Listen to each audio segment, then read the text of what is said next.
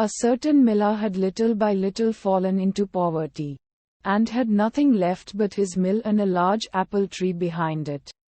Once when he had gone into the forest to fetch wood, an old man stepped up to him whom he had never seen before, and said, "Why do you plague yourself with cutting wood? I will make you rich, if you will promise me what is standing behind your mill." "What can that be but my apple tree?" thought the miller, and said, "Yes," and gave a written promise to the stranger. He, however, laughed mockingly and said, "When 3 years have passed, I will come and carry away what belongs to me." And then he went. When the miller got home, his wife came to meet him and said, "Tell me, miller, from whence comes this sudden wealth into our house?" All at once every box and chest was filled. No one brought it in, and I know not how it happened. He answered, "It comes from a stranger who met me in the forest, and promised me great treasure. I, in return, have promised him what stands behind the mill. We can very well give him the big apple tree for it." "Ah, husband," said the terrified wife, "that must have been the devil.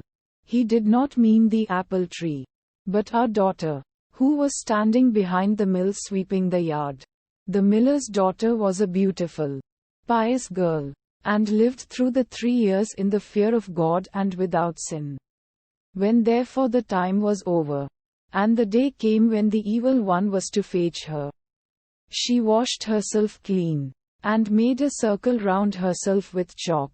The devil appeared quite early, but he could not come near to her.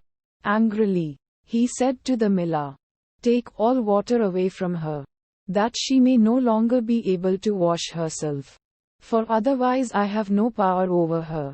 The miller was afraid, and did so. The next morning the devil came again, but she had wept on her hands, and they were quite clean. Again he could not get near her, and furiously said to the miller, "Cut her hands off, or else I have no power over her." The miller was shocked and answered, "How could I cut off my own child's hands?" Then the evil one threatened him and said, "If you do not do it, you are mine, and I will take you yourself." The father became alarmed, and promised to obey him. So he went to the girl and said, "My child, if I do not cut off both your hands, the devil will carry me away, and in my terror I have promised to do it. Help me in my need, and forgive me the harm I do you." She replied, "Dear father, do with me what you will. I am your child." Thereupon she laid down both her hands, and let them be cut off.